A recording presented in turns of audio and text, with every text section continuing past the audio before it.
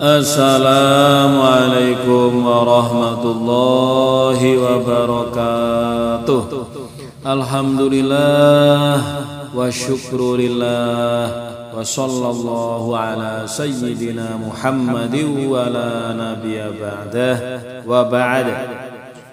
Hadirin hadirat sahabat-sahabati YouTuber muslimin muslimah di mana engkau berada, di mana kita berada, dimanapun ada di mana-mana, tetap jangan lupa la ilaha illallah Muhammadur Rasulullah.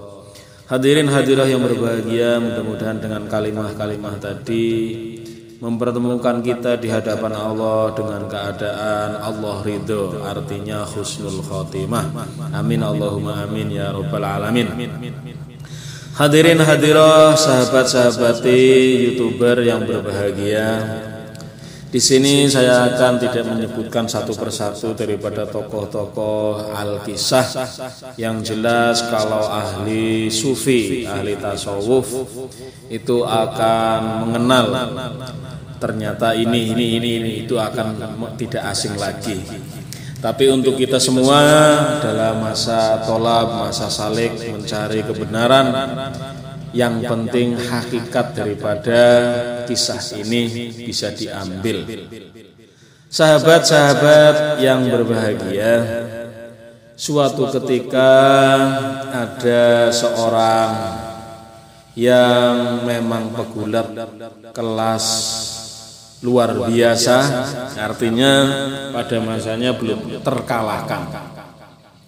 Hadirin hadirah yang berbahagia, sebelumnya mari kita bersama-sama kalau bisa, kalau belum bisa paling tidak mendengarkan dan akhirnya kita ada mahabbah cinta.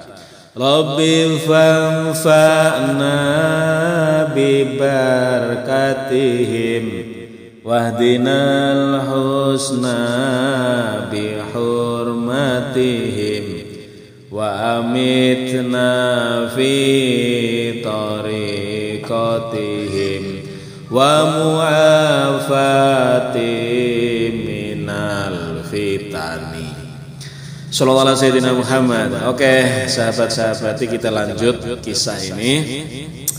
Seorang pegulat itu sehingga mendapat perhatian khusus dari sang raja. Seolah-olah sang raja ingin menyaksikan kekalahannya, sehingga diadakan sayembara siapa-siapa yang bisa mengalahkan si pegulat ini akan diberi hadiah sebanyak mungkin. Dengan tidak berpikir panjang dari pelosok-pelosok sekitar, bahkan kota-kota sampai pedesaan, itu diberi woro-woro atau sayembara itu. Ternyata sehari, 2 hari, 3 hari, sampai 1 minggu, akhirnya dibatasi. Hari terakhir yaitu hitungan dari mulai jam 1 sampai dengan jam 10.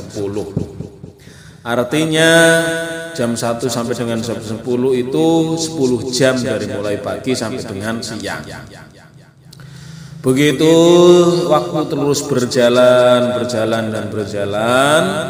akhirnya tidak ada yang menantang atau musuhnya tidak ada, karena memang pegulat itu susah dikalahkan, bahkan belum pernah terkalah. Melihat badannya saja sudah grogi, musuhnya itu sudah grogi karena memang penuh karismatik lah. Hadirin hadirat sahabat-sahabat yang berbahagia, menyingkat cerita, 10 jam itu akhirnya tinggal hanya 1 jam hitungan menit. Datanglah dari pelosok sana itu menghampiri, saya berani melawannya. Wah, orang penonton itu sudah nggak mungkin ini. Padahal hitungan menit, kalau memang tidak ada yang menantang, akhirnya hadiah itu kembali kepada sang raja. Tapi karena ada yang menantang, orangnya kecil, ya biasalah, artinya jauh lebih kecil daripada sang pegulat tadi. Hadirin hadirat sahabat-sahabat yang berbahagia, saya sengaja tidak menyebutkan namanya, tapi nanti inti daripada kisah ini ada hikmah yang bisa kita ambil pelajaran yang sangat luar biasa. Setelah itu majulah orang biasa itu yang badannya ya biasa, tidak kekar dan lain sebagainya. Itu masuk ke ring atau ke panggung pegulat itu. Sebelum si pegulat itu menghantam dan menghajar, dibisiki oleh orang yang menantang itu, "Wahai sang pegulat, engkau badannya kekar, saya tahu engkau tidak ada yang mengalahkan. Tapi tahulah, saya cucu atau keturunan daripada Rasulullah Nabi Muhammad SAW yang beberapa hari dalam minggu ini belum makan. Bergayalah kamu mengalah atau kalah." Hadirin hadirat yang berbahagia, sontak seketika itu sang pegulat langsung lemas. Betapa hebatnya, sudah beberapa hari dalam 1 minggu tidak makan masih bisa berjalan menemui saya. Sementara saya kuat tapi ya belum pernah tidak makan, artinya makan terus. Apalagi menghadapi musuh lebih enak buat saya karena memang kesehariannya seperti itu. Hadirin hadirah yang berbahagia, bergumamlah sang pegulat tadi sehingga tidak ada apa-apanya kalau dibanding dengan orang tadi, apalagi mengaku atau masih zuriyah atau keluarga Rasulullah. Sehingga dengan minta ridhonya Allah, ya Allah, saya ridho ya Allah, apapun yang terjadi, saya tidak ada apa-apanya dengan keturunan Rasulullah ini ya Allah. Akhirnya mengalah. Hadirin hadirat yang berbahagia, begitu mau menghajar lawannya itu sang pegulat langsung lemas, artinya mengalah, tidak bisa berkutik apa-apa.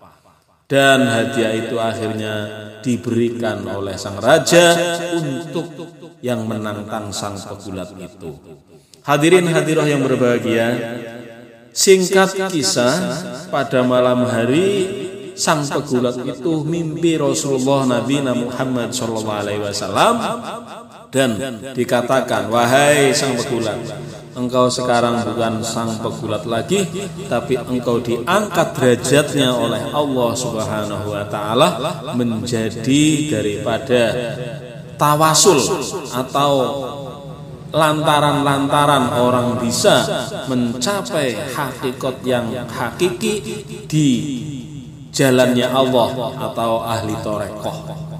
Beliau adalah Masya Allah yang tidak asing, mungkin ahli tasawuf sudah sering, ahli torekoh sudah sering, bahkan setelah Sultan Aulia Syekh Abdul Qadir Al-Jailani, beliau sering mengikuti di bawahnya.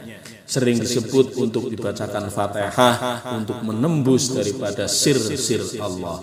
Hadirin hadirah yang berbahagia, inti daripada kisah ini, apabila kita ini menolong kepada sesama, pastilah bangsa-bangsa atau bangsa-bangsa langit, baik malaikat maupun lainnya, itu meridhoi kita semua.